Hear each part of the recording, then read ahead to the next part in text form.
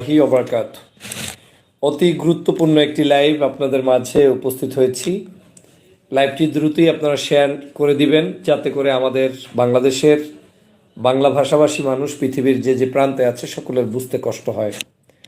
সাম্প্রতিক সময়ে আমরা বেশ কিছু গুণীজন কিংবা রাজনৈতিক সমালোচক, আলোচক, বিশ্লেষকদের বিভিন্ন মন্তব্য থেকে আমার কাছে কিছু বিষয় জমা হয়েছে, যেটা আমি ক্লিয়ার না করলে এই জাতি ক্ষতিগ্রস্ত হবে, দেশ ক্ষতিগ্রস্ত হবে বলে আমি মনে করি। বাংলাদেশের আওয়ামী লীগের মধ্যে একটি ধারণা ছিল, তারা সবসময় তাদের মতের বিরুদ্ধে কেউ যদি থাকতো, সে ব্যক্তি যদি কোনো একজন হক্কানি আলেম হতো, দেশের শীর্ষস্থানীয় আলেম হতো, কিংবা বাংলাদেশের পরহেজগার থেকে শুরু করে যে কোনো ভালো মানুষ হতো, তার সমালোচনা করত, তাকে যে কোনো মূল্যে প্রতিহত করা, প্রতিরোধ করা, তার মাহফিলে বাধা প্রদান করা, তার কার্যক্রম সীমিত করা এবং এক বাক্যে তাদেরকে বিএনপি, জামাত এই দোসর বলে বলে এতদিন পর্যন্ত গালিগালাজ করতে এবং তার পরিণতি শেখ হাসিনাকে ভোগ করতে হয়েছে। আমি সবসময় বিশ্বাস করি বাংলাদেশের সর্বজনীন সকল আলেম ওলামা স্বাধীন থাকা উচিত। সে কি বলবে, বলবে না, তার বক্তব্যের ধরন কি হবে, হবে না, this is not your duty to tell them, this is not our duty to tell them. আপনি যাকে ফলো করবেন আপনি তাকে ফলো করবেন।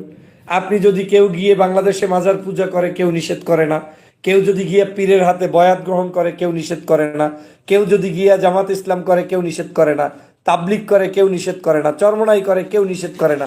আপনার যা ইচ্ছা তাই করার সুযোগ থাকার পরেও বাংলাদেশে যখন সিংহভাগ আলেম, যারা হকপন্থী আলেম, দেশপ্রেমিক আলেম, তারা যখন কোরআন সুন্নাহর বয়ান করবে, কিংবা সেই বয়ানের মধ্যে তিনি ইসলামের কথা বলবে, কথা বলতে গিয়ে জেহাদের কথা বলবে, কথা বলতে গিয়ে রাজনীতির কথা বলবে, কথা বলতে গিয়ে কোরআন সুন্নাহর আলোকে সংসদ পরিচালনার কথা বলবে, তাতে আপনার আমার গায়ের ভিতরে, শরীরের ভিতরে বিন্দুমাত্র জ্বলন্তির কোনো সুযোগ নেই।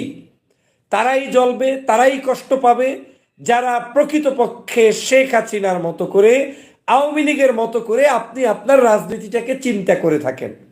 এখন যদি আপনি কাউকে মনে করেন যে লোকটি জামাত ঘেঁষা একজন ইসলামিক স্কলার, হ্যাঁ তিনি জামাত ঘেঁষা ইসলামিক স্কলার, তাকে আপনি জামাত ঘেঁষা জেনেই সহ্য করে চুপচাপ থেকে হয় তার ফলোয়ার হবেন, নয় আপনি আর একজনের ফলোয়ার হয়ে ওনাকে নিয়ে ঘুম নষ্ট করে সময় নষ্ট করার আপনার দরকার নাই। রাজনৈতিক জায়গাগুলোতে গত প্রায় 16টি বছর শেখ হাসিনা এই অপকর্ম করতে করতে বাংলাদেশের মানুষের মণিকোঠায় থেকে স্থান উঠিয়ে নিয়ে গিয়েছে এবং তার পরিণতি হয়েছে